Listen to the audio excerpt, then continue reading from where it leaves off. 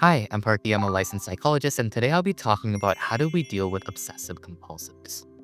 So let's start with what obsessive compulsive disorder or OCD actually is. So obsessive compulsive disorder, as the name suggests, is that there is first of all an obsession. So there's some sort of urge or image or thought like this thing is contaminated, or what if I want to hurt that person, or am I going to accidentally drop my baby? And there's this really strong obsession with that specific thought. It really kind of grips us. And unsurprisingly, these types of obsessions cause a lot of distress. We're feeling really, really tightly knit to that particular thought or urge or image. We might then start to kind of ruminate over it. And as a result, we feel a lot more anxiety. So the way that we try to get rid of that is through something called compulsion. So ways for us to push that thought away or reduce our anxiety. For people with contamination related OCD, it might be washing their hands excessively. It might be kind of trying to do some sort of ritual or rhythm to try to get away from that specific thought. Whatever that might be for them, it's a way that compulsion reduces the anxiety, at least in the short term, but insidiously maintains the anxiety in the long term.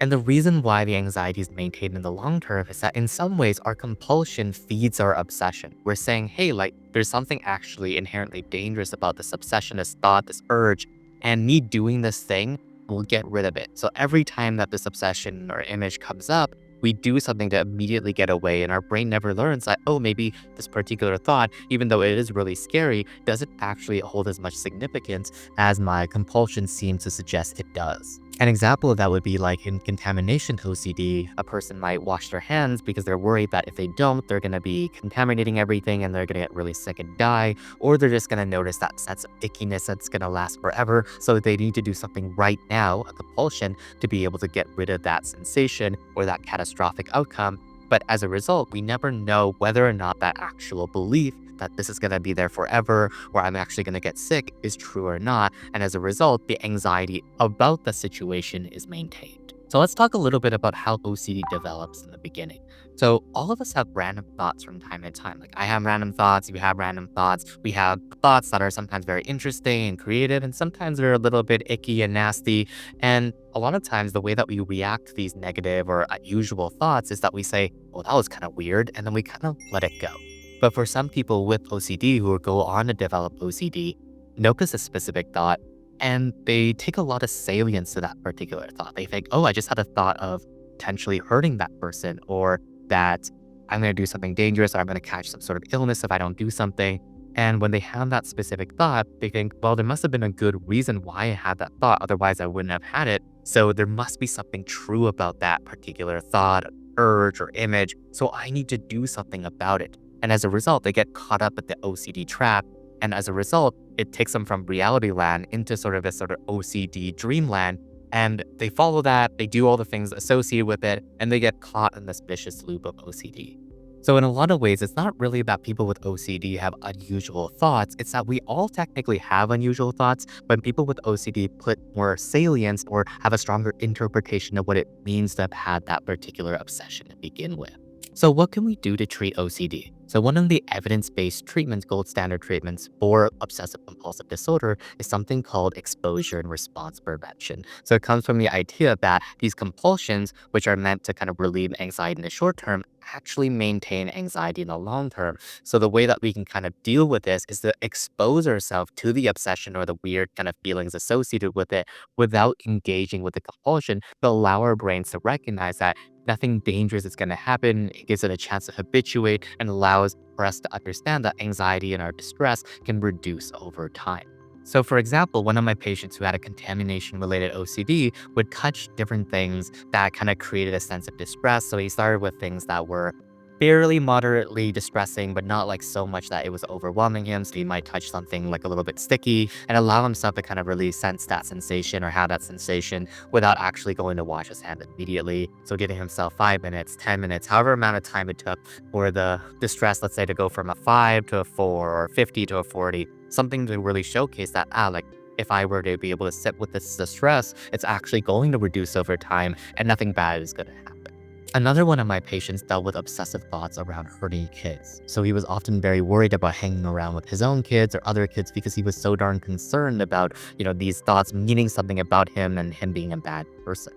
And for this patient, his exposure exercise was simply to spend more time with his kids. So he would spend time bringing them to the movies or reading them bedtime stories, anything that allowed him to spend time with his kids without this sort of compulsion of needing to avoid and get away from the situation, which allowed him to learn that he has no desire to hurt his kids and actually has a lot of fun times and pleasant times with his kids, and his kids love being with him. So if you're doing exposures, you want to be able to set yourself up for success. You want to make sure that you are actually engaging in an exposure that is moderately challenging, but not so much that it's overwhelming for you. You can kind of build your way up like a bit of a hierarchy. So you might start with, for example, with a contamination OCD, start with touching a table that you think is moderately dirty, and then moving your way up to, stains or other things that you feel like are more and more dirty, to really be able to work through the number of different distressing situations in a hierarchical manner.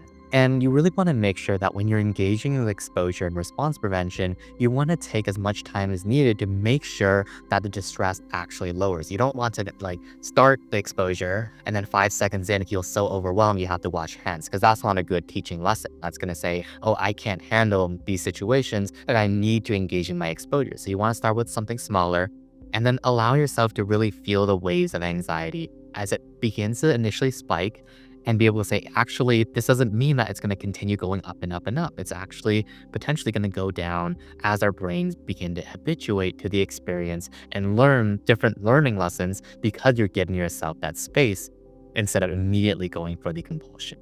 So with a lot of my patients, sometimes their exposures can last up to 25 or even 30 minutes. And you can check in with yourself every 5 minutes. What the distress level's like now? What's the distress levels like now? See if there are any changes or fluctuations in the pattern to be able to really showcase, will this exercise work for me? So alongside the behavioral components of exposure and response prevention therapy, we can also engage in cognitive elements as well through cognitive therapy and working on the specific obsessions. Because oftentimes, as we talked about with OCD, there's a strong interpretation of the particular urge or image that came to mind. Like, for example, with my patient who had worries about hurting kids, he had this particular thought of I'm just a terrible person. And one thing that was particularly helpful in our discussions together was, would a bad person actually worry so much about the fact that they might hurt somebody?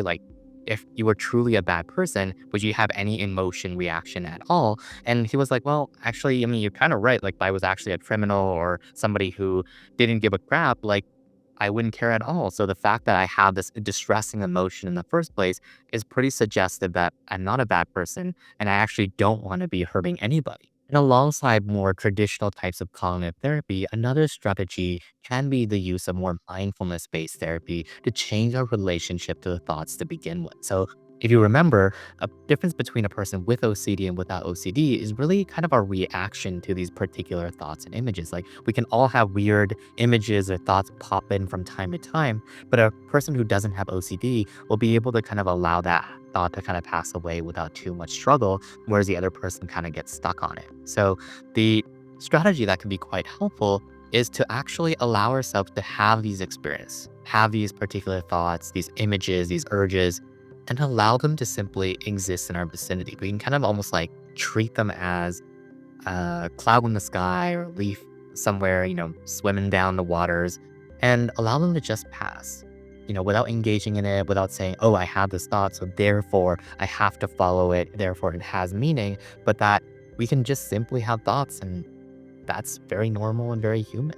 And we might even be able to argue that evolutionarily speaking, it's actually quite helpful for us to have all these types of random thoughts, whether it's positive or negative or scary or fun and creative, that it is a part of our natural creativity. So the same processes that allow us to have these insights and these amazing ideas and come up with all these different art forms are also maybe the source of why sometimes we have these kind of weirder thoughts. And our goal is to allow these thoughts to kind of simply pass and recognize that they are very normal, very regular, typical human processes, without saying, oh, because I had this thought, it definitely means something about me.